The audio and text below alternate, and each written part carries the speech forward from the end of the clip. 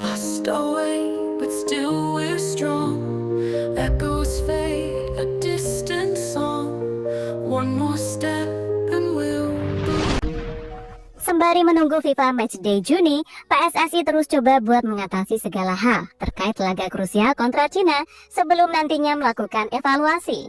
Maklum, di bulan Juni nanti Indonesia akan melakoni 2 laga berat. Selain Cina, masih ada Jepang yang siap saling menerkam dengan Garuda, di mana 2 laga tersebut sudah pasti akan menjadi salah satu penentu nasib Indonesia di round 3 atau lanjutan ke round 4. Nah, terkait Cina, kayaknya sekarang situasinya benar-benar bagus, sebab setelah dulu mereka ngerjain Indonesia, kini jelang lawan timnas mereka tersandung sanksi. Federasi Sepak Bola Cina atau CFA resmi didatangi oleh AFC buat diminta pertanggungjawaban. Sementara itu, Australia yang bakal jadi saingan timnas di klasemen akhir, terutama di runner-up yang sedang diupayakan, kini juga sedang was-was sendiri setelah bintang utama mereka mengalami cedera dan dikonfirmasi bakal absen di Matchday Juni. Di sisi lain, timnas justru mendapatkan perhatian dari berbagai legenda dunia yang memberikan sorotan mendukung. Lantas siapakah bintang utama Australia yang dipastikan absen? Bagaimana rival menghadapi sanksi yang menerpa dan menguntungkan Indonesia? Berikut jawaban selengkapnya. Look back in our veins, the fire's back. Ketika harapan menyala dari ujung senja kompetisi, timnas Indonesia berdiri tegak di jalur menuju sejarah. Di grup C kualifikasi Piala Dunia 2026 zona Asia, skuad Garuda kini berada di posisi ketiga dengan 9 poin. Sebuah pencapaian yang bukan hanya mengejutkan, tapi juga membuka pintu asa ke babak keempat. Namun posisi itu bukan tempat berdiam. Patrick Kluivert dan Alex Pastoor, sang arsitek baru, di balik layar taktik bersama jajaran pelatih lain dan PSSI menolak untuk puas. Target mereka bukan hanya bertahan, tapi melaju, bahkan menembus mimpi yang dulu dianggap terlalu jauh. Dengan lolos ke Piala Dunia, meski lewat jalur runner-up. Sulit? Memang. Mustahil? Tidak sepenuhnya.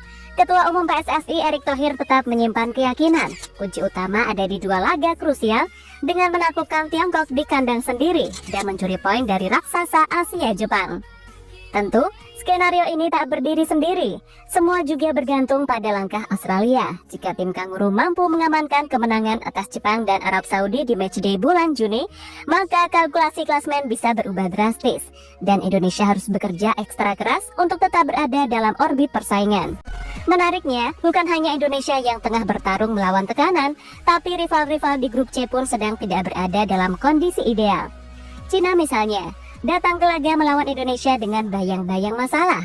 Setelah AFC baru saja menjatuhkan sanksi kepada CFA atau Asosiasi Sepak Bola Cina, jelang pertemuan panas di Stadion Gelora Bung Karno pada 5 Juni mendatang. Masalah ini bermula dari ajang Piala Asia U20 2025, pada laga perempat final yang mempertemukan Cina dengan Arab Saudi. Melansir dari TV One News, tim negeri gingseng dinyatakan melanggar regulasi soal peralatan pertandingan. Beberapa pemain mereka diketahui mengenakan alat pelacak performa yang menampilkan logo tim, produsen, bahkan unsur sponsor yang dilarang dalam aturan resmi AFC. Kejadian ini jelas melanggar hukum statuta FIFA, di mana berdasarkan rilis yang dituangkan dalam website AFC, timnas Cina dianggap melanggar pasal 21.2 regulasi AFC terkait peralatan khusus yang digunakan di pertandingan.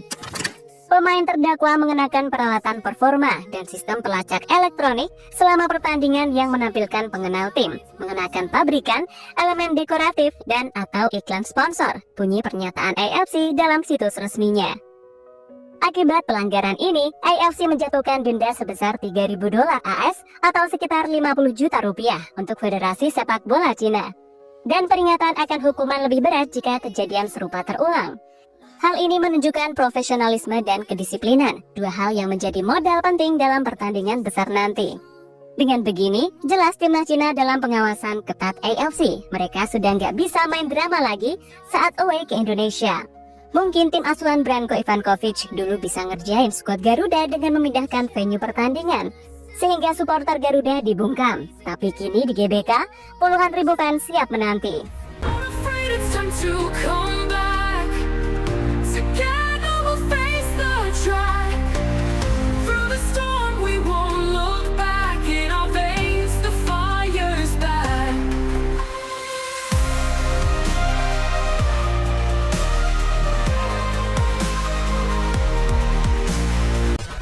Bukan hanya Cina, rival lain yaitu Australia yang bakal berebut posisi runner-up juga sedang kebingungan.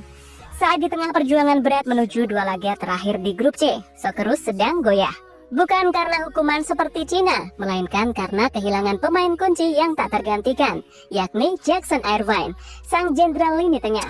Dikutip dari Super Bowl, ia dipastikan absen di 2 laga krusial melawan Jepang dan Arab Saudi bulan Juni mendatang. Absennya sang gelandang andalan bukan kehilangan biasa. Pemain berusia 32 tahun itu nyawanya permainan Australia dari lini belakang hingga lini tengah. Ketika mereka menumbangkan Indonesia 5-1 di Sydney, Irvine tampil dominan, menyumbang 2 gol dan memimpin alur permainan dari tengah. Kini cedera kaki yang dideritanya di Jerman bersama klub Bundesliga St. Pauli membuatnya harus menepi setidaknya 3 bulan ke depan. Bagi pelatih Tony Popovic, ini bukan hanya tantangan taktis, melainkan ujian mental. Dengan 14 gol dan 78 caps, Irvine adalah top scorer aktif sekaligus pemain paling berpengalaman ketiga di skuad. Tak heran jika Popovic menyebut ini sebagai pukulan yang sangat telak. Dia sangat penting untuk kami hanya bisa berharap penyembuhannya lancar, ujar sang pelatih sembari memantau opsi darurat, sumber Super Bowl. Ya, bagi Indonesia inilah momen emas yang mungkin bisa mengubah peta klasemen. Tanpa sang kapten di lini tengah, The Socceroos menjadi lebih rapuh saat menghadapi 2 lawan tangguh. Jika skuad asuhan Popovic gagal mengamankan poin penuh di 2 laga tersebut, setidaknya membuka jalan menuju posisi runner-up grup C terbuka lebih lebar bagi skuad Garuda. Sementara itu, dukungan dari berbagai pemain sepak bola hingga legenda justru menghampiri Garuda. Perjalanan timnas Indonesia dalam kualifikasi Piala Dunia 2026 zona Asia terus mencuri perhatian, tidak hanya dari publik nasional tetapi juga dari tokoh sepak bola internasional. Salah satu yang menyorot performa skuad Garuda adalah mantan gelandang timnas Belanda dan ex-pemain Eredivisie, Kees Kwakman. Keterlibatan nama-nama besar sepak bola dunia dalam memantau perkembangan timnas Indonesia bukanlah hal yang baru. Namun pernyataan dari Kwakman baru-baru ini sempat memicu perbincangan luas, terutama usai laga kemenangan Indonesia melawan Bahrain dan siap melawan Cina serta Jepang. Saya mendoakan yang terbaik untuk anak-anak itu, dan tentu saja mereka mengejar mimpi mereka. Dan jika mereka berhasil, itu luar biasa. Tetapi astaga, ini jelas bukan level permainan yang seharusnya, ucap Kwakman secara belak-belakan, dikutip dari suara.com. Selain itu, dukungan dari Tijani Randers, bintang AC Milan, sekaligus kakak dari Eliano Randers, belakangan ini juga diceritakan oleh Eliano. Pemain Pizizuol itu mengaku sang kakak sudah sangat menantikan dirinya untuk bertemu di atas lapangan dengan seragam tim nasional yang berbeda, khususnya di Piala Dunia. Itu benar-benar impian seorang anak laki-laki yang selalu kami, Tijani dan saya, bicarakan sejak kecil. Sungguh fantastis bahwa impian itu kini menjadi kenyataan, ujar Eliano, dikutip dari Sport News. Keduanya memang berbeda jalur. Sang kakak Tijani Randers saat ini membela raksasa AC Milan dan telah jadi pemain inti di timnas Belanda. Tapi Eliano di timnas Indonesia juga tak kalah punya kans menyusul ke World Cup 2026. Ya kan cuy?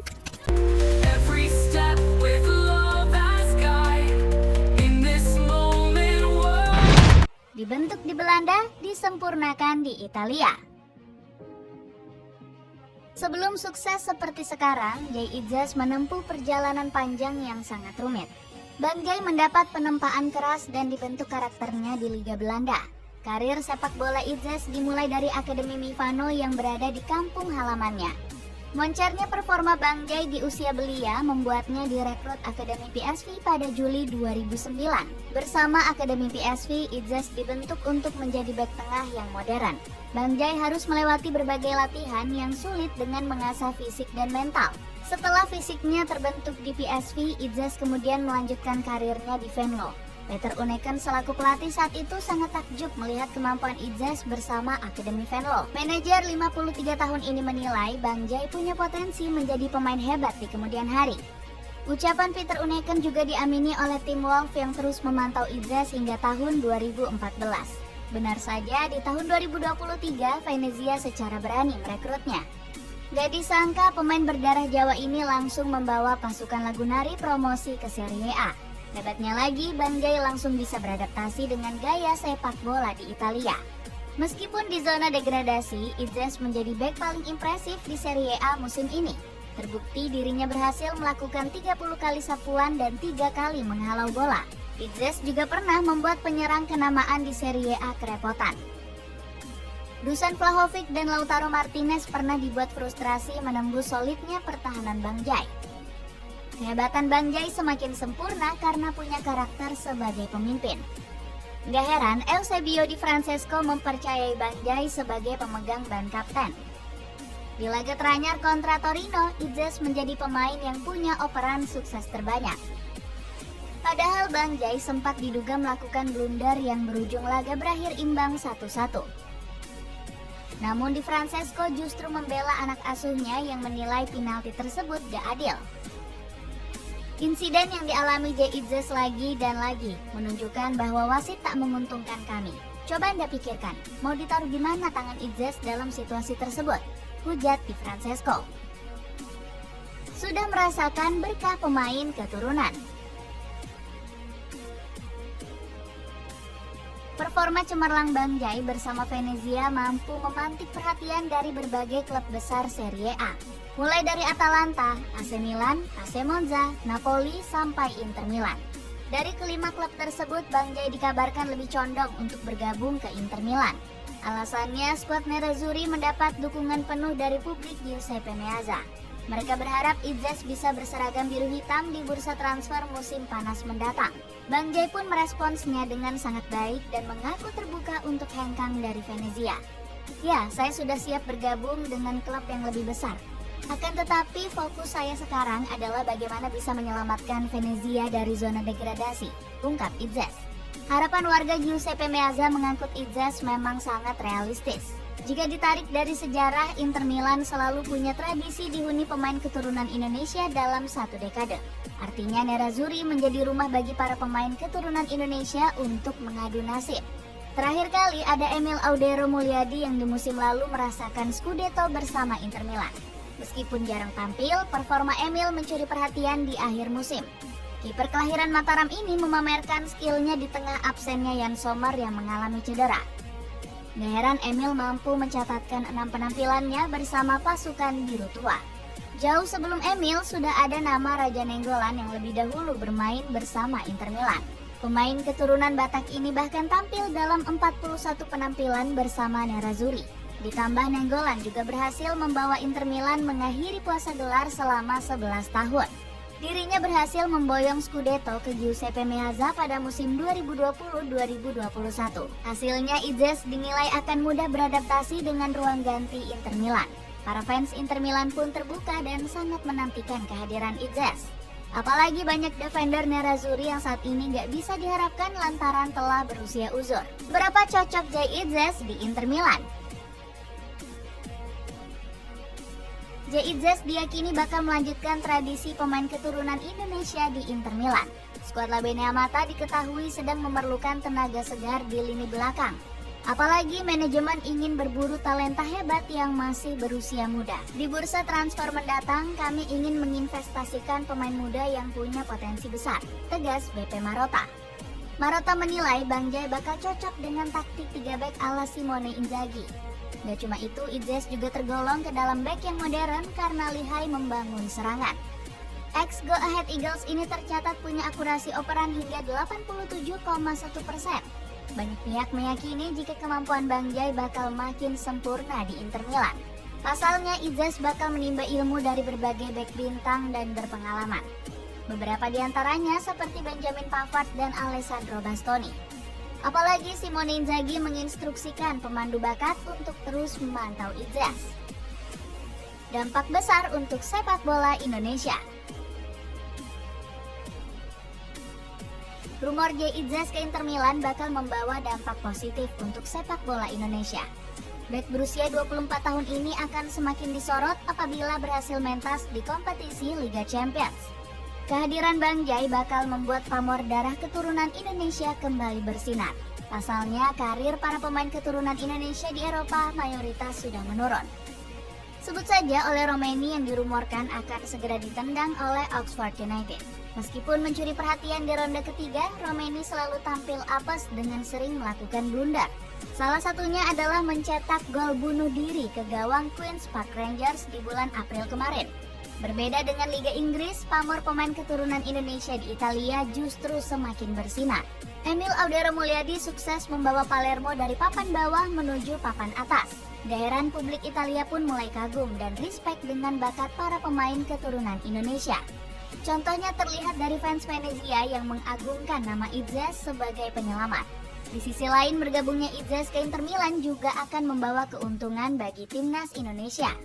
Pasukan tanah air kini mendapat tawaran dari berbagai negara di ajang FIFA Matchday. Menurut laporan, Indonesia akan menghadapi 3 negara kuat dari benua Asia. Kami telah menerima informasi bahwa timnas Indonesia berencana untuk melakukan pertandingan persahabatan dengan timnas Uzbekistan, Kazakhstan, dan Rusia selama jeda internasional pada bulan September 2025. Selain memicu negara besar untuk bertanding, juga akan memantik pemain keturunan baru untuk bergabung. Pascal Struijk yang baru saja juara bersama Leeds United selangkah lagi bakal merapat. Itulah ulasan seberapa cocok Jay Idzes membela Inter Milan. Bagaimana pendapatmu? Akankah Bang Jay jadi sosok kunci bagi pertahanan Nerazzurri musim depan? Coba tulis pendapatmu di kolom komentar di bawah ini.